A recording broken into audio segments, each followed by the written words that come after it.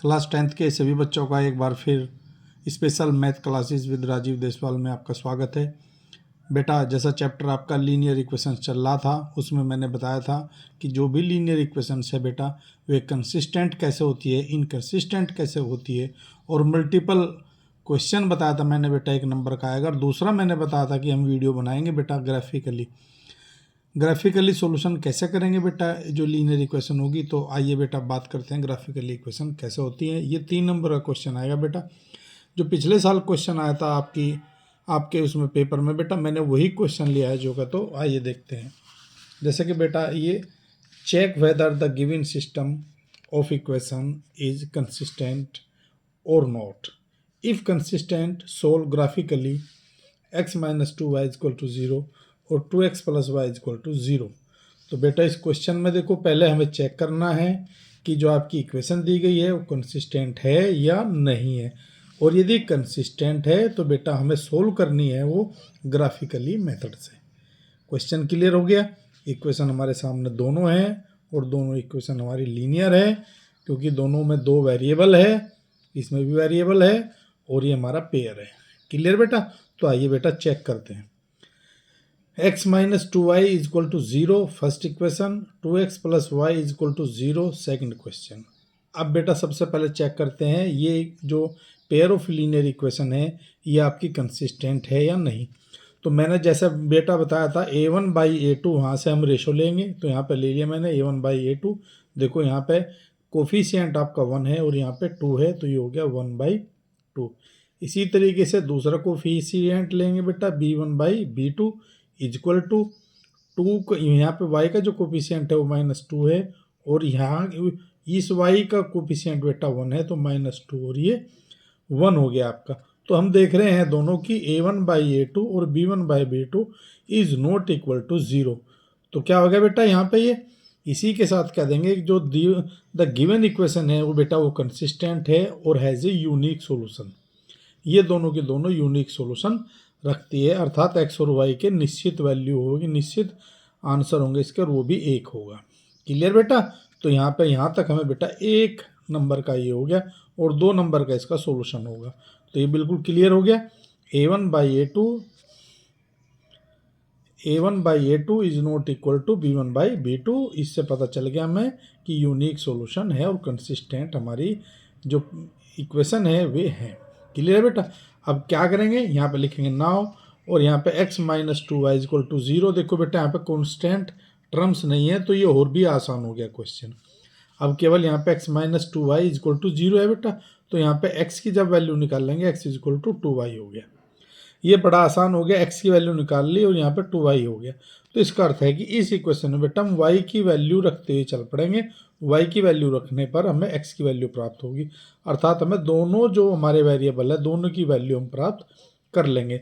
तो इसका बेटा इसे कैसे पता चलेगा कौन कौन सी वैल्यू रखनी है। तो बेटा आप कोई सा भी क्वेश्चन हो, हर क्वेश्चन में आप 1 2 3 और 0 और -1 -2 -3 रख सकते हैं। यदि x बराबर है तो y का रख लेंगे, और यदि y बराबर निकाल लेंगे तो x की वैल्यू रख लेंगे, निकलेगी दोनों की। यहाँ पर बेटा देखो मैं y की वैल्यू रख रहा हूँ 1, जैसा मैंने बताया 1 2 3 रखें, तो यहाँ पर रख रहा हूँ y की 1, तो 2 1 जा 2, देखो x की निकल कर आ गई बेटा यहाँ पे 2। इसी तरीके से यहाँ y की मैं रख रहा हूँ 2, तो यहाँ पे x की वैल्यू होगी 2 2 जा 4। क्लियर। इसी तरीके से y की रख रहा हूँ 3 3 2 जा 6, तो x की वैल्यू होगी यहाँ पे 6। इसी तरह से y के स्थान पर 0 रखूँगा, तो 2 मल्टीप्लाई जब 0 करेंगे बेटा x की वैल्यू 0 हो जाएगी। तो यहाँ पे y की भी 0 आ गई और x की भी 0। इसी तरीके से यहाँ पे जब माइनस रखेंगे, y की जगह मैंने रखा है -1, तो मुझे -2 हो गया, तो ये -2। इस तरह से -2 भी हम रख कर ज्ञात कर सकते हैं, लेकिन इतना ही काफ़ी है बेटा। इसी का हम ग्राफ हमारी पहुँच में रहेगा। तो इस तरीके से बेटा हम ग्राफ बना लेंगे और नीचे लिखेंगे इसके from above table we draw a graph. तो इस तरीके से हम ग्राफ खींचते हैं। ये आपको देख रहे हैं कि 2 एक्सिस ली है मैंने, एक तो ये ली है मैंने प्लेन, देखो ये एक्स एक्सिस बोलते हैं, और ये जो मैंने जो वर्टिकल लाइन ली है बेटा मैंने, ये तुम्हारी ये वाई एक्सिस है। तो ये देखो तुम्हारा एक्स एक्सिस, और इस तरफ जाने पर ये हमारा ओरिजिन है, यहाँ पे ओरिजिन 0 0 होता है। जैसे ही हम इस साइड चलते हैं बेटा धीरे, तो ये एक्स डैश हो जाएगा, और ये वाई से इस तरफ भी चलते हैं तो हमारा ये वाई डैश हो जाएगा।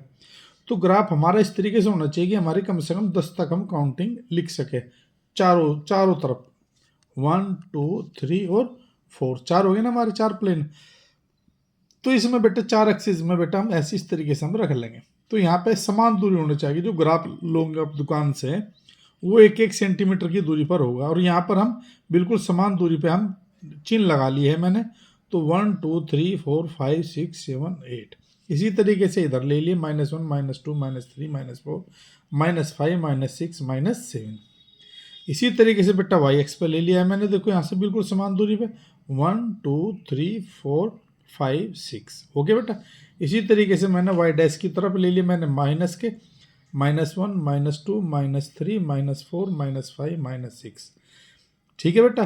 तो हम ये वैल्यू जो हमने निकाल लिया टेबल से, या जो एक हमारी लीनियर इक्वेशन है, एक लीनियर इक्वेशन पहले हम इसकी जो हमने ये पॉइंट याद करे हैं वो हम इसमें प्लेन में ड्रा करते हैं। तो जैसे कि यहाँ पे x बराबर 2 लेना है और ये हो गया 1, तो ये x के पॉइंट जाएंगे और ये y के पॉइंट जाएंगे। तो देखो यहाँ पे ये है x प्लेन, तो x एक्सिस, तो ये हो गया 2 और ये हो गया यहाँ पे 1। तो ये बेटा देखो यहाँ पे मैंने स्टार का निशान लगा दिया, इसका नाम रख दिया मैंने a। इसी तरीके से देखो बेटा मैंने 2 और 4 लिया है, यानी कि x एक्सिस पर 4 लेना है और y एक्सिस पर 2, दोनों पॉजिटिव है। तो दोनों पॉजिटिव x एक्सिस पे और y एक्सिस पर जाएंगे। तो देखो ये 4 हो गया, ये 2 हो गया। इसी तरीके से बेटा 6 और 3, देखो ये 6 और 3 पॉइंट हो गया। इसी तरीके से 0 0, तो देखो ये 0 0 ना x एक्स की तरफ बढ़ा है ना y एक्स की तरफ है, तो यहीं पे हो गया हमारा ये 0 0। इसी तरीके से -1 और -2, तो यानी कि x डैश पे -2, तो ये x डैश पे देखो -2 हो गया, इस पर हो गया -1। तो ये यहाँ पे हम इसको ऐसे बेटा ये x डैश पे इसको हम लगा देंगे बेटा, ऐसे ही पेन नहीं चल रहा है, इसको x डैश पे हम लगा देंगे। तो यहाँ बिल्कुल इसकी सीध में ये इधर आ जाएगा, ये इधर आ जाएगा यहाँ पे। क्लियर हो गया बेटा ये। तो इसी तरीके से हमारा दूसरा जो हम इक्वेशन लेते हैं फ्रॉम सेकंड इक्वेशन, तो 2x + y = 0। तो यहाँ पे y की वैल्यू ले लेता हूँ बेटा मैं, y = -2x। ये y क्यों लिया मैंने, तो इसलिए लिया क्योंकि यहाँ पे संख्या है देखो ये, तो यहाँ पे नहीं तो ये हमें डिवाइड में जाएगा फिर। तो इसी तरीके से y बराबर -2x ले लिया ईजी की वजह से। तो x की वैल्यू फिर वही रखते चल जाएंगे जो हमने पहले वाले में रखी है। तो देखो बेटे मैंने ये वही रखी है, x की वैल्यू 1 2 3 और फिर -1 -2 और -3, 0 भी रख सकते हैं, वो मैंने नहीं लिया है। तो यहाँ पे देखते हैं बेटे, जब x की वैल्यू मैंने रखी है तो y की वैल्यू देखो मुझे यहाँ पे -1 रखी है तो -2 प्राप्त हुआ। देखो ये 1 रखा है -2, 2 रखा है तो -4, 3 रखा है यहाँ पे -6। तो देखो यहाँ पे यही वैल्यू प्राप्त हो रही है। -1 रखेंगे तो +2 हो जाएगा, -2 रखेंगे तो 4 हो जाएगा, और -3 रखेंगे तो 6 हो जाएगा। तो बेटा देखो मैंने इसी तरीके से फिर मैंने ये ड्रा कर लिया, फिर ये पॉइंट बिल्कुल जैसे कि यहाँ पे -2 1 है, देखो ये रहा यहाँ पे -2 हो गया। यहाँ पे दूसरे ये लिया है मैंने y का -2, तो y कौन सा है बेटा हमारा, देखो ये माइनस का है, देखो यहाँ पे ये -2 हो गया और ये 1 हो गया, तो मैंने यहाँ पे पॉइंट लगा दिया। इसी तरीके से 2 और -4, देखो 2 और -4, फिर 3 -6 हो गया। इसी तरीके से फिर वो 0 0 हो जाएगा। तो ये हमारे पॉइंट में इसमें सर्कल ले लिए।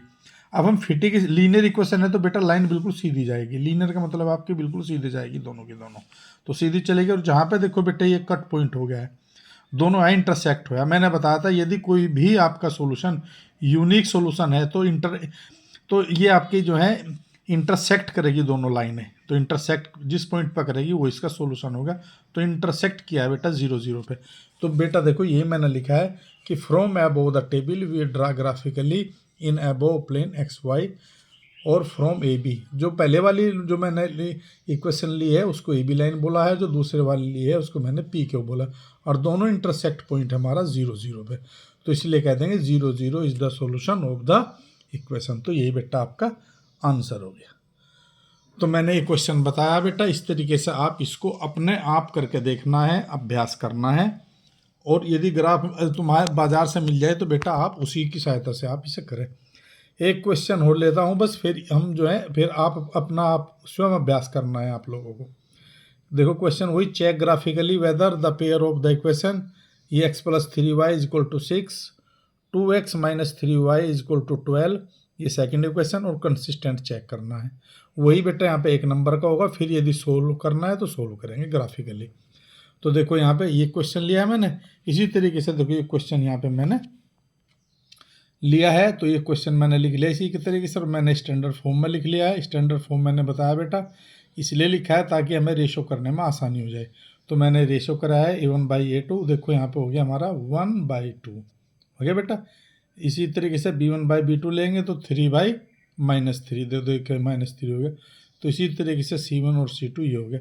तो यहीं पे A1/A2 और B1/B2 से देखने से पता चल रहा है कि दोनों की वैल्यू सेम नहीं है, अर्थात A1/A2 is not equal to B1/B2। So these linear equations are consistent और हैव ए यूनिक सोल्यूशन। तो इनका यूनिक सोल्यूशन है और कंसिस्टेंट भी है।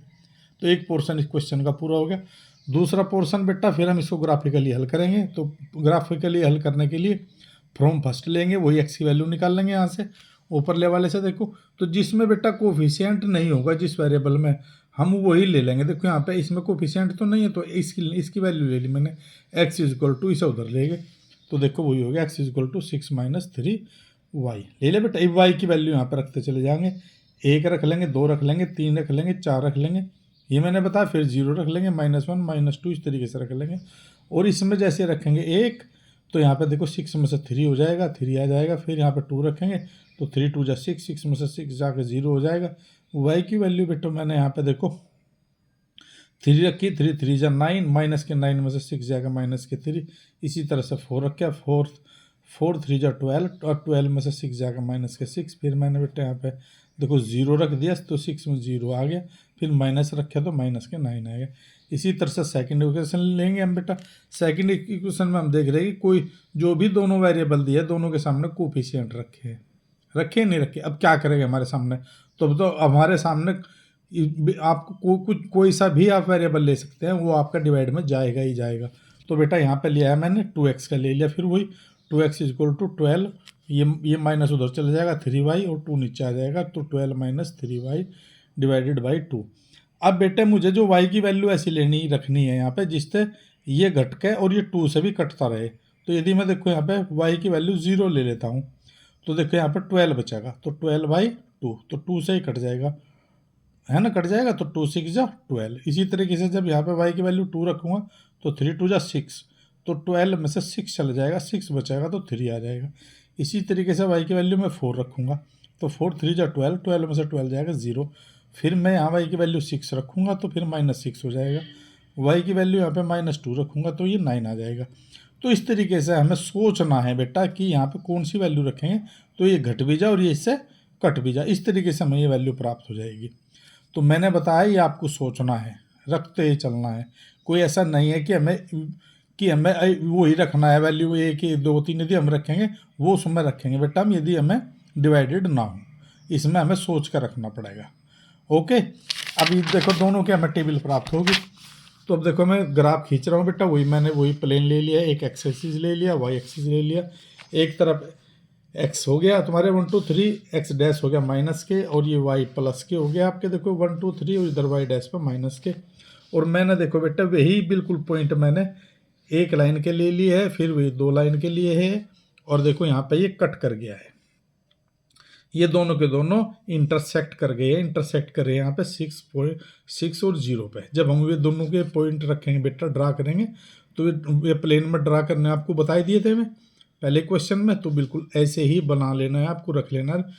आप स्केल की सहायता से जब लाइन खींचोगे बिल्कुल सीधी लाइन खींचेगी, और यहाँ पे कट करेंगे, कट करके आपका 6 और 0 आ गया, इनकी x की वैल्यू 6 आ गई, y की वैल्यू 0 होगी। तो यहाँ पे हो गया इंटरसेक्ट पॉइंट 6 और 0। तो हम यहाँ पे लिखेंगे कि 2 lines cuts the point D6 0 so intersect each other, this is the solution of these equations, x equal to 6 y equal to 0 answer. तो इस तरीके से हम सॉल्यूशन ज्ञात कर सकते हैं। तो बेटा 3 नंबर का क्वेश्चन आएगा ये, इसको आप अपने हाथ से जरूर करें, अभ्यास करें इस क्वेश्चन का। ये 2 क्वेश्चन मैंने बताए हैं, आप अपनी बुक से NCERT की बुक से अलग अलग से क्वेश्चन लेकर आप उसको अलग अलग करके देखें, क्वेश्चन जरूर आएगा। शुभकामनाएं, नेक्स्ट वीडियो में फिर मिलते हैं। अच्छी लगे बेटा इसको जो है सब्सक्राइब करें और लाइक करें, और कमेंट्स में ज़रूर लिखें जो भी आपको जो है पूछना है। ठीक है, धन्यवाद।